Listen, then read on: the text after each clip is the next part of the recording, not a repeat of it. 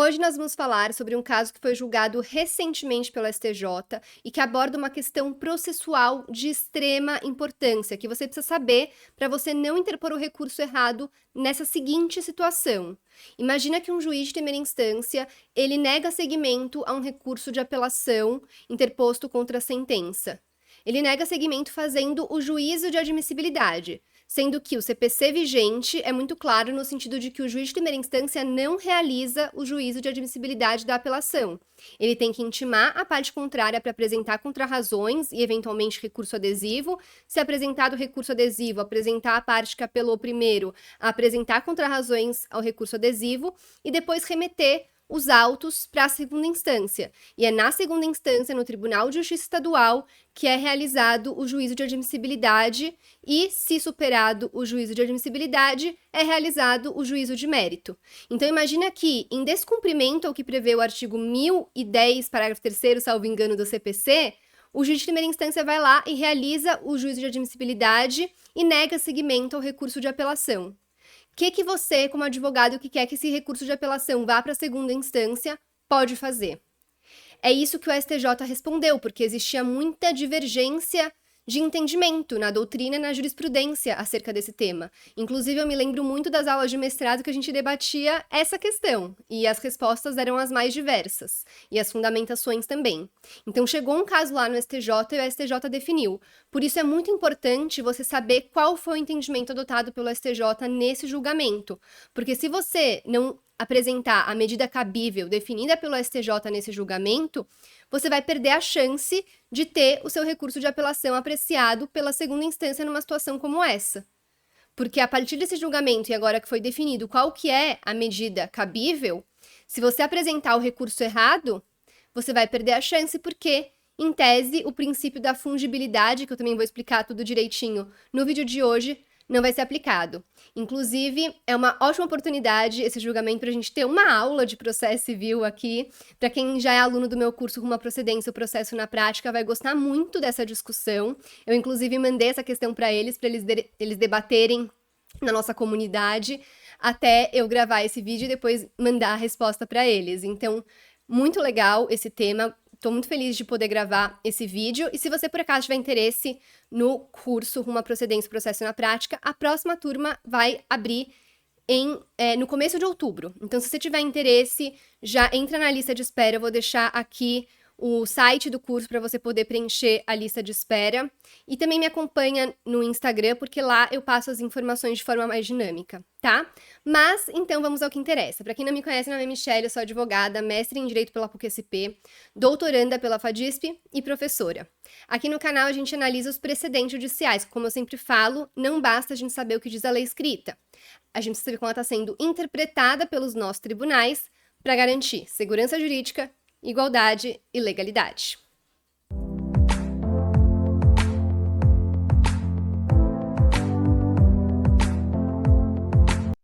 Antes de a gente começar aqui a nossa análise, não esqueça de se inscrever no canal, deixar o seu like nesse vídeo e compartilhar com todo e qualquer estudante de direito, advogado, advogada, porque, como eu falei, esse tema é muito importante para você, quando estiver numa situação dessa, se você acabar se encontrando numa situação dessa, você saber qual é o remédio processual cabível para você não interpor o recurso errado e perder a chance do seu recurso de apelação ser apreciado na segunda instância. Então vamos lá, como eu já adiantei, esse caso chegou no STJ justamente numa situação em que o recurso de apelação na primeira instância foi negado seguimento, então o juiz de primeira instância entendeu que não era cabível aquela apelação, porque a sentença estaria de acordo com um tema do STF em sede de repercussão geral, então ele falou que estava correta a sentença e que não era cabível a apelação, resumindo de uma forma muito resumida, é o que eu ia falar.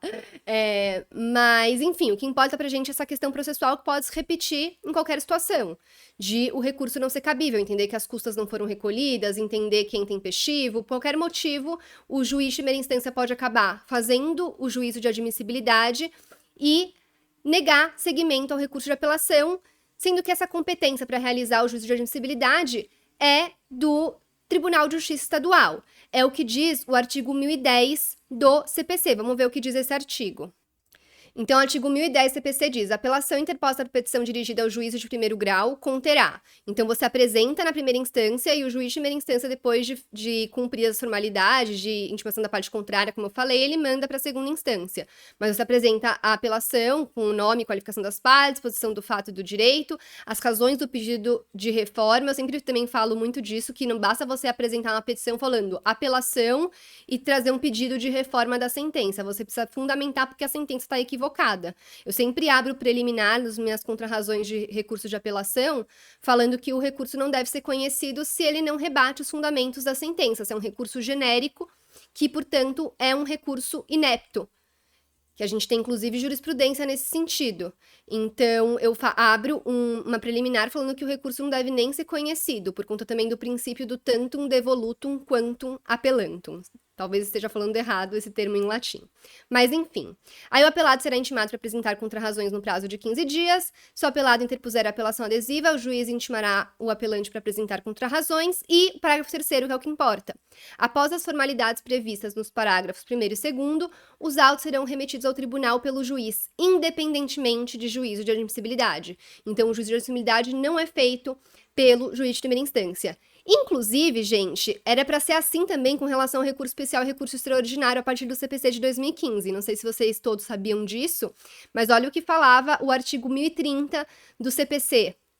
Recebida a petição, é que vai estar riscado porque ele acabou sendo revogado, esse artigo, pela Lei 13.256 de 2016, que alterou várias coisas no CPC de 2015 antes de ele entrar em vigor, e prejudicou muito, trazendo um pouco da jurisprudência defensiva na hora de cabimento de recurso especial, extraordinário, principalmente para a gente conseguir acessar os tribunais superiores. Então, o artigo 1030 também falava que, recebida a petição do recurso especial ou extraordinário pela Secretaria do Tribunal, o recorrido seria intimado para apresentar contrarrazões no prazo de 15 dias, fim do qual os autos seriam remetidos ao respectivo Tribunal Superior. A remessa de que trata o caput dar-se-á independentemente do juízo de admissibilidade. Mas aí, por conta dessa lei, voltou a ser o que já era no CPC de 73, que o juízo de admissibilidade prévio é realizado pelo próprio Tribunal de Justiça local. Então, a gente tem ainda aquele problema muito grande de interpor um recurso especial. A maior parte das vezes é negado segmento no Tribunal de Justiça Estadual, aí a gente tem que apresentar ou agravo em recurso especial ou agravo interno, a depender da fundamentação da negativa de segmento.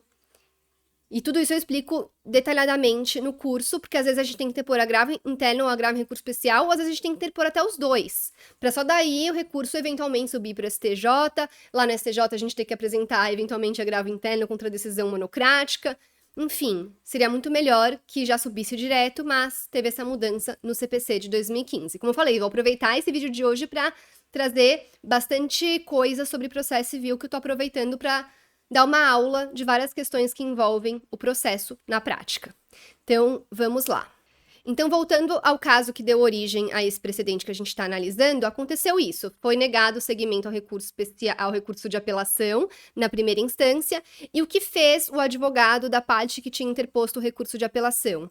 Ele apresentou uma correição parcial para denunciar o ato eivado e requereu a consequente anulação para que o recurso de apelação fosse remetido ao Tribunal de Justiça para se submeter ao respectivo juízo de admissibilidade na forma prevista no CPC.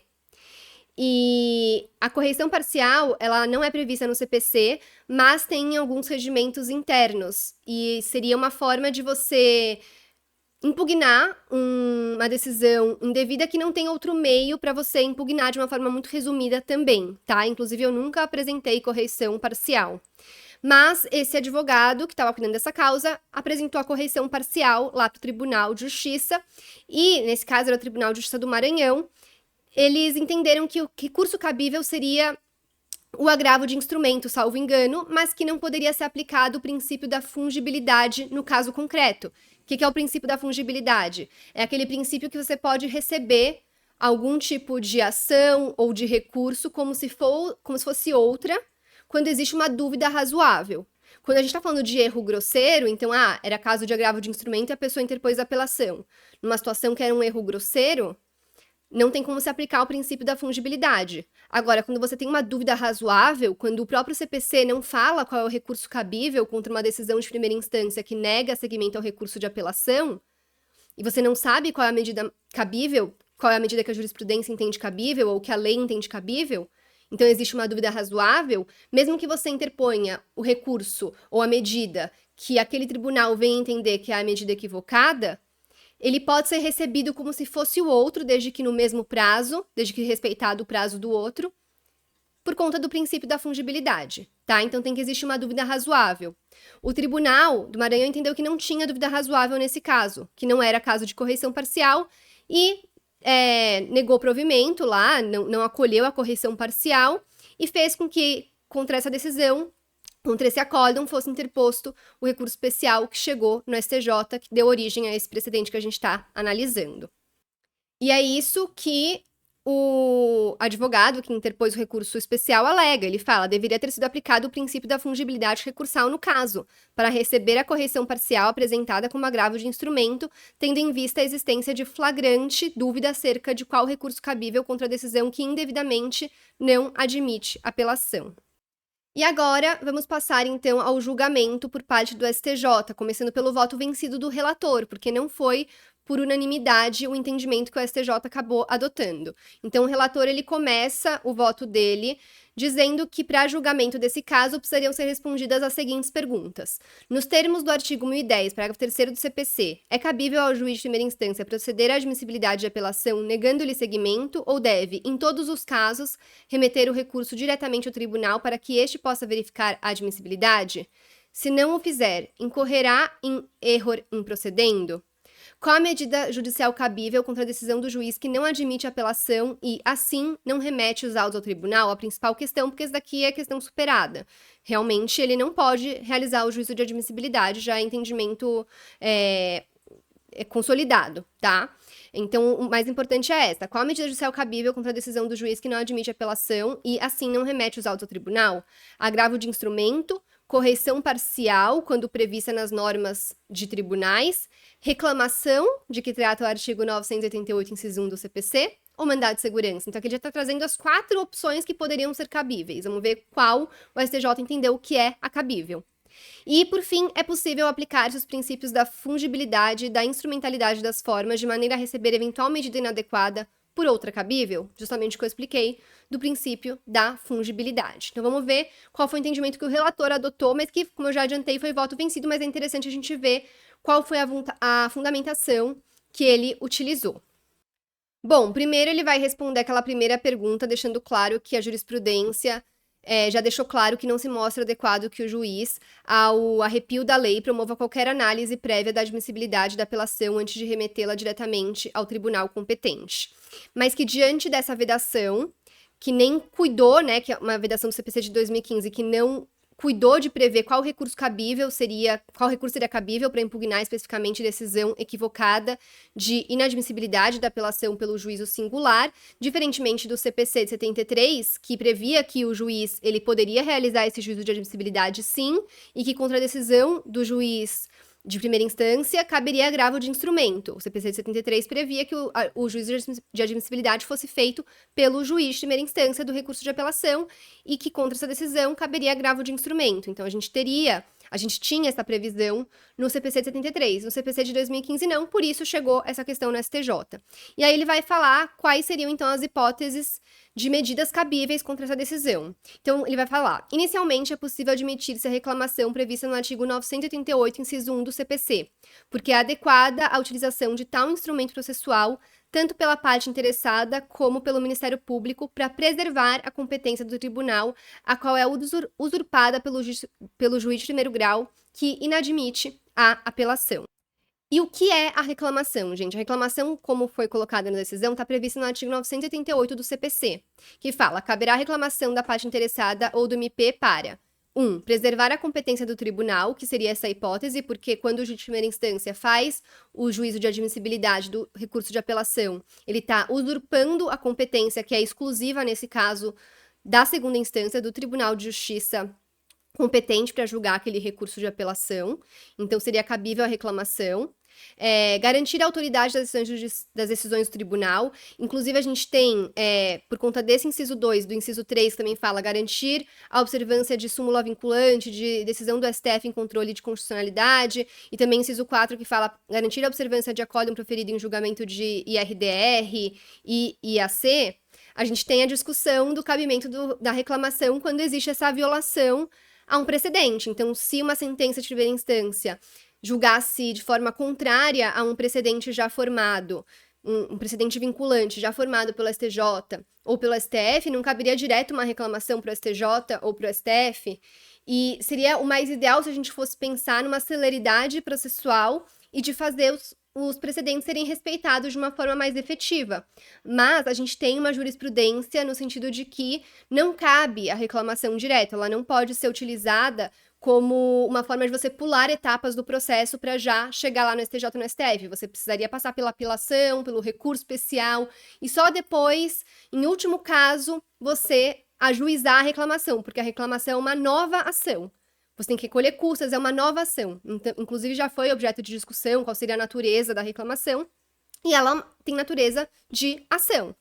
Então, você precisa ajuizar esta nova ação perante o órgão competente para discutir essas questões, preservar a competência do tribunal, por exemplo, como nesse caso. E, apesar também de ter o entendimento de que a reclamação seria a última medida cabível para você fazer preservar uma competência, para você poder também preservar a autoridade de uma decisão ou a observância de um precedente, o STJ ainda tem um entendimento de jurisprudência defensiva, infelizmente, no sentido de que não cabe reclamação mesmo depois de todas as etapas para fazer preservar o entendimento adotado em sede de precedente, porque a aplicação do precedente seria a responsabilidade dos tribunais locais, o que acaba sendo mais um problema quando a gente está falando da eficácia do sistema de precedentes judiciais, porque não adianta o Tribunal de Justiça, STJ, por exemplo, firmar um precedente vinculante em sede de recurso repetitivo, como esse agora, que a gente está analisando, e esse precedente ser aplicado num caso concreto pelo Tribunal de Justiça Estadual de forma equivocada, e você não conseguir fazer isso chegar no STJ para falar, olha, o precedente que você formou não está sendo interpretado de forma correta. E a gente tem muito isso na prática, infelizmente, tá? Então, só um panorama geral da reclamação, que você tem que apresentar, então, antes do trânsito em julgado, tá? Então, também essa é uma exigência, você não pode apresentar a reclamação depois do trânsito em julgado, você precisa apresentar antes. Então, se a última decisão do processo cabe agora só embargo de declaração, faz a reclamação em 5 dias, tá? Porque senão, depois do trânsito em julgado, o que vai caber é uma ação rescisória, se existir a hipótese de cabimento de ação rescisória, tá? Então, ele tá falando, primeiro, feita essa observação, né, acerca da reclamação, quis trazer um pouquinho do que é, lógico que eu não consegui esgotar totalmente reclamação aqui, no curso eu falo melhor sobre isso, mas, enfim, ele falou que reclamação seria, então, uma das possibilidades para fazer preservar a competência, para você poder impugnar essa decisão que nega seguimento a um recurso de apelação por parte de uma decisão de primeira instância. Além da reclamação, ele vai dizer que também poderia ser cabível o agravo de instrumento previsto no artigo 1015 do CPC. Por quê?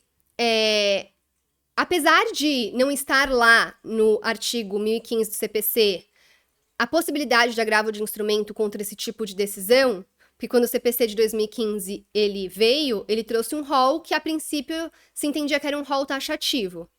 Então, apesar de ele não estar lá, depois do CPC tivemos muitas discussões, aquele rol não poderia ser taxativo, teria que ser interpretado de uma forma extensiva, inclusive meu TCC na faculdade foi sobre o artigo 1015 do CPC, antes de ter esse tema repetitivo 988 do STJ, porque nesse tema 988 do STJ, a corte entendeu que o rol do artigo 1015 do CPC é um rol de taxatividade mitigada. Eu não analisei esse precedente aqui no canal ainda, mas depois eu vou analisar. É que ele já é antigo, muitas pessoas já conhecem ele, né? Que é uma forma de você justificar o cabimento de um agravo de instrumento, mesmo quando ele não está previsto no rol do artigo 1015. Porque qual que foi a tese do tema 988 do STJ. O rol do artigo 1015 CPC é de taxatividade mitigada. Por isso, admite a interposição de agravo de instrumento quando verificada a urgência decorrente da inutilidade do julgamento da questão no recurso de apelação. Então, basicamente, voltou para o que era no CPC de 73, que é sempre que o agravo de instrumento, que a impugnação daquela decisão se tornar inútil só em preliminar de apelação, porque o que o CPC de 2015 fez foi, o que não for cabível de você impugnar por agravo de instrumento, você pode depois impugnar por meio de preliminar de apelação ou de contrarrazões de apelação. Mas tem algumas questões que são urgentes, que se você aguardar para alegar só em preliminar de apelação ou de contrarrazões de apelação, você não vai ter mais utilidade naquela discussão. Então, foi basicamente voltar para o CPC de 73, que você já poderia interpor sempre agravo de instrumento, salvo situações que você poderia interpor o agravo retido, quando não era urgente. Então, enfim, falou que com base nesse tema, você poderia justificar o agravo de instrumento nessa hipótese de o recurso de apelação ser negado pelo juízo de primeira instância. Porque nesse caso, estaria evidente a inutilidade de uma discussão. Então, o que ele fala aqui? Com a devida vênia, a decisão de inadmissão da apelação pelo juiz aquó, com o consequente trancamento do recurso na primeira instância, enseja a urgência na apreciação, sob pena de paralisação indevida do procedimento de forma definitiva. Então, nem haverá julgamento de apelação, o que supera em muito a própria hipótese tratada no tema 988 do STJ de ser inútil o julgamento da apelação. Mais do que isso, será totalmente cerceado o direito a seu julgamento sem nenhuma autorização legal para tanto. Então, ele vai concluir que seria plenamente cabível o agravo de instrumento nessa situação. Inclusive, quando se trata de uma sentença, de uma apelação interposta em fase de cumprimento de sentença ou de liquidação de sentença, porque aí, nessa hipótese, já tem a previsão no parágrafo único do artigo 1015, né? Porque o que fala o artigo 1015, parágrafo único? O artigo 1015, parágrafo único, fala: também caberá agravo de instrumento contra decisões interlocutórias proferidas na fase de liquidação de sentença ou de cumprimento de sentença, no processo de execução e no processo de inventário. Então, em casos de decisões nessas fases processuais que também não admitam um recurso de apelação apresentado contra uma decisão de extinção do processo nessa fase processual, o 1015 já englobaria a possibilidade de agravo de instrumento nessa hipótese. Mas, de acordo com o voto do relator, que lembre-se, foi um voto que ficou vencido, também seria possível agravo de instrumento quando essa decisão for em sede de fase de conhecimento, após uma sentença em fase de conhecimento que é interposto recurso de apelação e tem a decisão negando seguimento ao recurso de apelação pelo juiz de primeira instância. Contra essa decisão que nega seguimento na primeira instância, o relator estava entendendo que o agravo de instrumento seria plenamente cabível. Fora isso, ele vai também abordar a correição parcial, que foi a medida que foi tomada por esse advogado que acabou dando origem a esse recurso especial. Ele vai falar que ela é cabível quando prevista no regimento interno do tribunal. A princípio, por se tratar de erro improcedendo, seria plausível considerar-se viável a apresentação de correição parcial contra ato decisório do juiz que não admite apelação, obstando seu encaminhamento imediato ao respectivo tribunal, a quem legitimamente compete o exercício da admissibilidade e de mérito do recurso. No caso dos repetitivos em apreço, o referido instrumento de correição parcial está devidamente previsto no regimento interno do Tribunal de Justiça do Estado do Maranhão. A correição parcial, porém, é exclusivamente adequada para impugnar decisão não impugnável por outro recurso, o que, como visto, não é o caso. Não obstante, como visto linhas acima, o cabimento de agravo de instrumento estava, até então, conturbado na jurisprudência e na doutrina pátria. Assim, diante da existência de fundada dúvida no sistema vigente, também nesse caso mostra-se possível a aplicação dos princípios da fungibilidade e do aproveitamento dos atos processuais conforme o caso. Então ele vai dizer, olha, como a gente está vendo que tem medida cabível, não teria como admitir a correição parcial, mas como era uma dúvida razoável até esse julgamento, a gente teria que aplicar o princípio da fungibilidade no presente caso para receber a correição parcial como agravo de instrumento. E ele ainda vai tratar da possibilidade da impetração de mandado de segurança. Então ele vai dizer, finalmente, a impetração de mandado de segurança pode ainda ser considerada cabível, diante da flagrante ilegalidade da decisão judicial que retém a apelação na primeira instância, quando, ao contrário, deveria remetê-la diretamente ao tribunal competente. independentemente de prévio juízo de admissibilidade na forma exigida pelo parágrafo 3º do artigo 1010 CPC. Não obstante haja recurso cabível, agravo de instrumento, porque a gente não pode impetrar mandado de segurança se tem um recurso cabível. É a mesma ideia que não pode ter você não pode, por meio do mandado de segurança, superar o procedimento, né? Você evitar fases do procedimento. Você tem um recurso cabível, você não vai impetrar mandado de segurança, e sim interpor o recurso competente. Mas ele vai falar que mesmo tendo medida cabível, a flagrante ilegalidade e a teratologia desse tipo de decisão autoriza a excepcional utilização do referido remédio constitucional. Mormente porque, como visto, há dúvida objetiva acerca da medida judicial a ser utilizada na espécie. Por isso, ele entende que seria possível o afastamento do obstáculo da súmula 267 do STF, segundo a qual não cabe mandado de segurança contra ato judicial passível de recurso ou correição. E aí ele vai também concluir que porque tinha a questão da dúvida razoável, não se cogita de erro grosseiro na espécie quando qualquer outra medida é tomada. Então, existe dúvida sobre qual dessas 4 medidas podem ser tomadas, e por isso, se você apresenta uma que não seja uma delas, e o tribunal entenda que na verdade seria outra, tem que se aplicar o princípio da fungibilidade, porque não se cogita de erro grosseiro na apresentação de qualquer um daqueles instrumentos processuais mencionados.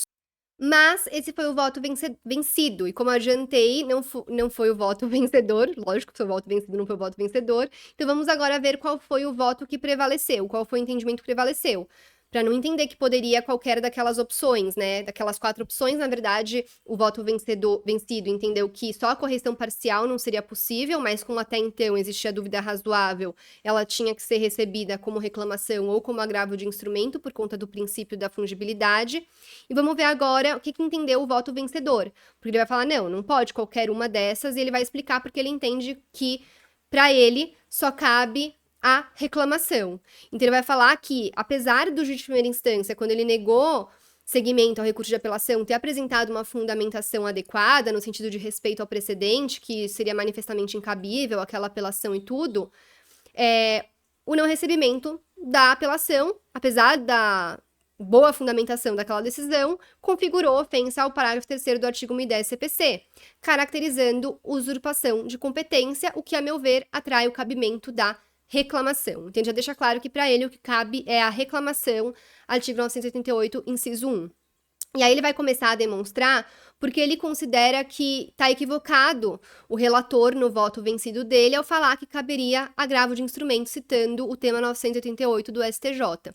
E ele vai justificar isso porque ele diz que, nos termos dos parágrafos 1º e 2º do artigo 203 do CPC, decisão interlocutória, que é aquela decisão agravável, se tiver lá no 1015, é o pronunciamento judicial que resolve questão incidente sem colocar fim à fase cognitiva de procedimento comum, nem extinguir a execução. Os repetitivos acima enumerados, que trataram do tema 988, dizem respeito às decisões interlocutórias proferidas na fase de conhecimento, tendo sido firmada a tese da taxatividade mitigada, admitindo-se assim interposição, aí vai citar de novo qual foi o resultado da tese, meu gato subindo aqui me atrapalhando, e vai falar aqui, penso que a excepcionalidade indicada nos repetitivos, urgência decorrente da inutilidade do julgamento diferido, diz respeito a decisões interlocutórias proferidas antes da prolação da sentença e que, portanto, antecedem o momento em que possível a interposição de apelação, não compreendendo, assim, o debate sobre usurpação de competência para análise dos pressupostos de admissibilidade de referido recurso, matéria que, a meu ver, deve ser objeto de reclamação. Eu entendi, né, ele diz, aquele tema do STJ não englobava essa situação. Então, se não engloba essa situação, tem que ser cabível a reclamação, que é o que prevê o CPC, quando a gente está falando de usurpação de competência, que é justamente o que aconteceu neste caso. Então, ele vai dizer que não cabe agravo de instrumento, salvo quando essa decisão for proferida em sede de cumprimento de sentença ou execução, porque aí, por conta do que diz o parágrafo único do 1015, vai ser cabível o agravo de instrumento. A meu ver, eu acho que, como o mesmo órgão vai ser competente para julgar a reclamação e o agravo de instrumento nessa hipótese, faria mais sentido manter só o agravo de instrumento para ficar mais fácil. E entender que, nesse caso, é uma hipótese cabível de agravo de instrumento. Se a gente já largou as hipóteses do 1015, para mim, seria mais coerente falar, cabe agravo de instrumento nessa situação e ponto. E vai ser o mesmo recurso em todas as hipóteses. Mas, diante do que o relator não, né, do que o voto vencedor está definindo, você vai ter que verificar se essa decisão que não admite o recurso de apelação proferida em primeira instância era um procedimento comum, não é em fase de cumprimento de sentença, liquidação de sentença, cumprimento de sentença, execução, etc. Se não é nessas hipóteses, vai caber reclamação. Se for nessa hipótese de já estar em fase de execução, liquidação de sentença, etc., vai ser cabível o agravo de instrumento. Então, tem que ficar de olho nisso, porque, em vez de facilitar, eu acho que acabou deixando essas duas hipóteses. Eu acho que seria melhor falar, ó, cabe agravo de instrumento, nessa hipótese não vai ser cabível a reclamação, porque existiria um recurso cabível antes da necessidade de ajuizamento de uma reclamação. E ele vai seguir dizendo que também não concorda com o relator com relação à afirmação de que caberia mandado de segurança, o que também acho que não faria sentido, se a gente já entende que cabe reclamação e que caberia eventualmente agravo de instrumento que o voto vencedor acabou afastando, não teria por que entender que também cabe mandado de segurança, apesar do absurdo da usurpação de competência. Então, tendo em vista que revela-se cabível a reclamação para preservação da competência do tribunal, creio ser inadequado cogitar a impetração de mandado de segurança com a mesma finalidade, em havendo medida processual específica para impugnar a decisão do magistrado de piso que inadmite a apelação. Magistrado de piso, inclusive, eu sempre falo, quando eu falo de sustentação oral, tô falando, gente, aqui é uma aula de processo na prática. Quando eu falo de sustentação oral, eu sempre falo como, pelo menos aqui no Tribunal de Justiça de São Paulo, sempre que um advogado se refere ao juízo de primeira instância como magistrado de piso, eles advertem, eles falam, não é uma forma respeitosa de você se referir ao juiz de primeira instância. Fala em juiz de primeira instância, ao ilustre magistrado, não fala juízo de piso. Mas aqui na própria decisão do STJ é assim que eles estão se referindo ao magistrado de primeira instância, porque é óbvio que não tem a intenção de ofender, né? Mas enfim, aqui eles advertem, então eu sempre falo para os meus alunos, para quem me acompanha nas redes sociais, não se referir ao juízo de primeira instância como juízo de piso, tá? Mas enfim.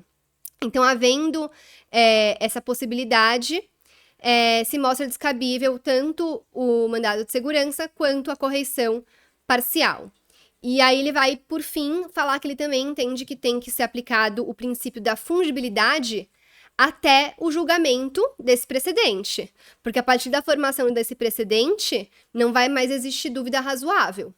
Por isso, eu falo a importância da gente entender os precedentes judiciais, a gente acompanhar os precedentes judiciais, da importância desse canal do YouTube para a gente se manter informado dos precedentes e da gente entender como funciona o sistema de precedentes judiciais. Isso é essencial para qualquer advogado hoje em dia. Por isso que no meu curso também tem um módulo só para falar de precedentes. Tá? Tem um módulo só para falar de atuação nos tribunais superiores, o que também já acaba englobando um pouco de precedentes.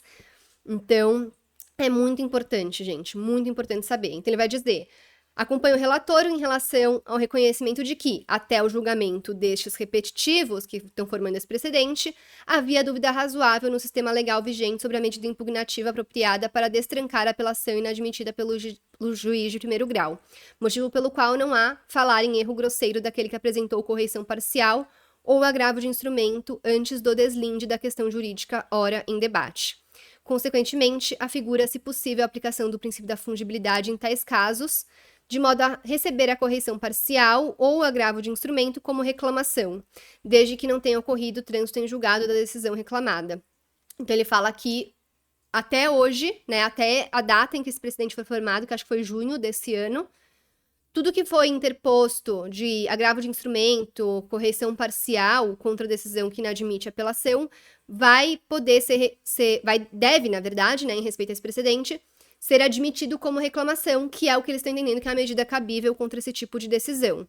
Depois disso, então, decisões futuras que forem proferidas depois desse julgamento, se você apresentar agravo de instrumento, correição parcial, mandado de segurança e não reclamação, você perdeu a apelação que você apresentou, porque vai manter aquela decisão de primeira instância que inadmitiu e realizou esse juízo de admissibilidade de forma indevida, tá? Bom, então diante disso, no caso concreto, eles deram provimento para o recurso especial para reconhecer que a correção parcial tinha que ser recebida como reclamação em atenção ao princípio da fungibilidade, e como sempre nesses casos, foi fixada a seguinte tese: a decisão do juiz de primeiro grau que obsta o processamento da apelação viola o parágrafo 3º do artigo 1010 CPC, caracterizando usurpação da competência do tribunal, o que autoriza o manejo da reclamação prevista no inciso 1 do artigo 988 do CPC. Na hipótese em que o juiz da causa negar seguimento à apelação no âmbito de execução ou de cumprimento de sentença, também será cabível o agravo de instrumento por força do disposto no parágrafo único do artigo 1015 do CPC. Então, você ainda pode, também nessas hipóteses de cumprimento de sentença, você pode, em vez do agravo de instrumento, pelo que eu entendo desse precedente, apresentar a reclamação. Mas se por acaso você, só nessas hipóteses, interpor agravo de instrumento, vai estar correto também, porque o artigo 1015, parágrafo único do CPC, prevê essa possibilidade. Bom, gente, então por hoje é isso. Espero que tenham gostado, que tenham compreendido, que tenham gostado dessa aula, porque apesar de ter focado nesse precedente, eu consegui abordar várias outras questões. Como eu falei, eu abordo de forma muito mais aprofundada no curso Rumo à Procedência e Processo na Prática, que a gente ensina o processo na prática seguindo a linha do tempo de um processo, desde antes da petição inicial até recurso para os tribunais superiores e depois o trânsito em julgado, mostrando como atuar na fase de cumprimento de sentença, liquidação de sentença. Como eu falei, tem um módulo específico sobre precedentes judiciais, outro sobre atuação nos tribunais superiores, tem módulo para falar de sustentação oral, de oratória. Enfim, é um curso super completo, os alunos têm gostado muito, a gente já está na segunda turma e, como eu falei, a terceira vai abrir em outubro. As inscrições para a terceira turma vão abrir em outubro. Quem tiver interesse, como eu falei no começo do vídeo, preenche o formulário que está na página do curso, porque em breve eu vou também criar um grupo de WhatsApp para transmitir todas as informações e mostrando um pouco de bastidores até a data da abertura das inscrições, tá? Então, todos convidados para conhecer mais sobre o curso Rumo à Procedência e o Processo na Prática. Inclusive, não sei quem viu, tô com um novo elemento no meu cenário aqui do canal. Mas é isso, espero que tenham gostado. Se tiverem ficado com quaisquer dúvidas, deixem aqui nos comentários também qual a sua opinião, se você acha que o entendimento que prevaleceu é o entendimento correto, se você acha que deveria ter sido outro. E me conta se, a partir desse caso, você compreendeu também agora a importância da gente saber os precedentes judiciais, da gente acompanhar os julgamentos do STJ e do STF. Como eu sempre falo, muitas vezes a gente precisa saber mais como que a lei está sendo interpretada do que o que ela diz lá no código, né? Mas, enfim, gente, muito obrigada. Não se esqueça de se inscrever no canal se você ainda não está inscrito, de curtir esse vídeo, como eu falei, compartilha muito com outros advogados, com outros estudantes de direito, tá bom? Muito obrigada e até a próxima!